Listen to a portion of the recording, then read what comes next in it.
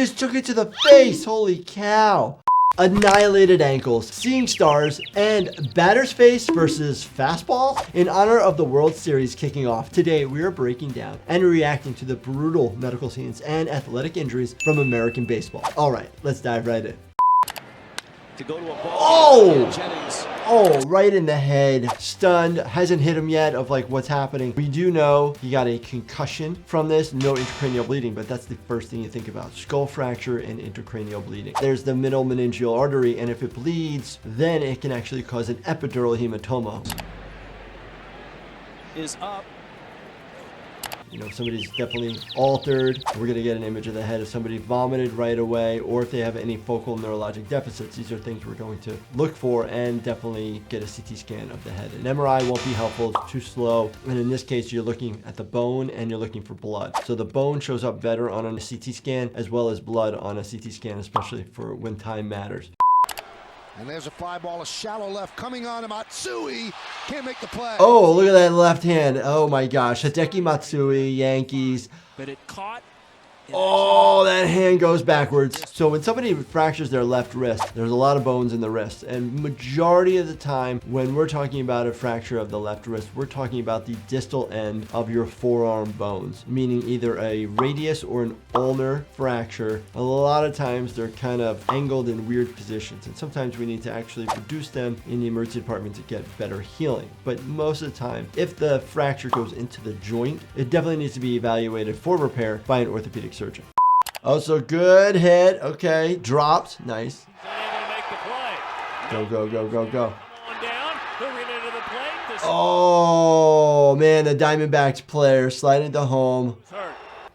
Oh, Steven Drew. Right there, that left leg catches the shin guard of Jonathan Lucroy. Oh, no, no, no. It ain't his left leg. Come on. The Diamondback player's right ankle is facing the other direction. It is either an obvious fracture or dislocation. Without an x-ray, you can't prove that one way or the other. But most of the time, these are fractured dislocations, actually, especially the ankle joint. The ankle joint is made of the talus, sits on your heel bone, and then the tibia. The fibula sits on the side, helps make the structure of the ankle. Once we put that joint back into place, we put it in a Cadillac splint, meaning a stirrup splint on the bottom so it stabilizes it from moving left and right, and then a posterior one as well. 1995. Oh, Ken Griffey Jr., nice. Highlight reel at the Kingdome. With the Mariners trying to hold on to a 4-3 lead over the Orioles, Kevin Bass hit a shot off Randy Johnson. Oh my gosh, we don't get to see it very well, but actually the right wrist with the glove looked like it took more hit on the wall, but it's his left wrist not moving it well. It's in the classic position of like uncomfortability. I don't want to move it. Out of nowhere, Griffey tracked it down, then slammed into the wall. But this sensational catch came with a price. Junior shattered his wrist. He missed the next 73 games after doctors inserted a metal plate and 7 screws into the wrist. So very dramatic. The doctor puts 7 screws and a plate into the wrist. But you can see as his hand goes up, he actually goes to brace himself. It's the same mechanism as if you were to fall on the ground and put your arm out to brace yourself. You had plates put in, one because they want him to heal in a perfect alignment. You want to prevent any future arthritis by having the perfect healing. Sometimes you can have a very small fracture, something called a radial styloid or an ulnar styloid fracture. There's a little chip that's off the end. Those typically do not need to be repaired. Young ground ball. Atlanta Braves, New York Mets. Hudson got to the bag. Ouch. And a collision. Hudson might have been stepped on. Oh, that's going to snap your fibula, the bone on the lateral aspect of the leg. So that bone is not a weight-bearing bone. It's along for the ride. But the problem is it's going to put in such a strain on the rest of the ankle that you do increase the risk of snapping the tibia. This is not good. He had his right foot. Oh, the Braves player got stepped on. Hudson. Gonna need it. Oh! Depending on the fracture and displacement, hardware versus just splinting. But again, professional athletes, they are more apt to actually put hardware in to aid in the healing process a little bit faster and get them back playing. You want to check the proximal fibula because there's something called a Maisonneuve fracture. Typically it happens when there's a rotatory fracture of the ankle, but you want to check it out and make sure that you don't have another fracture up there. So sometimes we'll actually do a tib-fib film just to double check to make sure that there's no proximal fibular head fracture, or you could actually just squeeze that area and make sure they don't have any pain.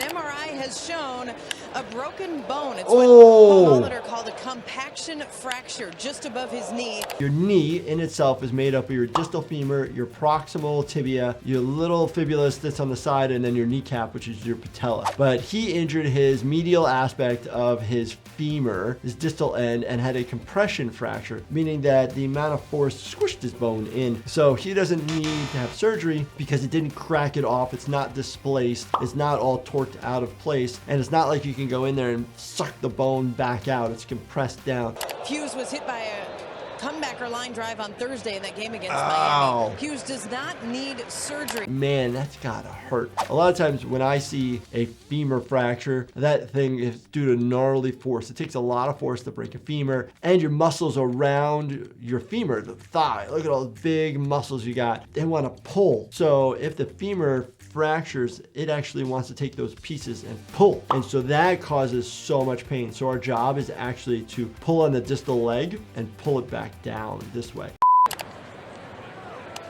Oh man, he just took it to the face. Holy cow. Ultimately, when you get hit on the cheek here, so this is part of your maxilla, and this is your maxillary sinus. So you can have fracture here of the maxilla. You can have fracture of the infraorbital wall of the eye socket. Obviously, laceration to where he got hit. You can see here on the corner. I've discussed before of anybody who gets a laceration to the lip, you need to suture the vermilion border first to make sure it lines up perfect. That's the edge of our lips. And then you can, sew up any other aspect of it that you need to on the inside.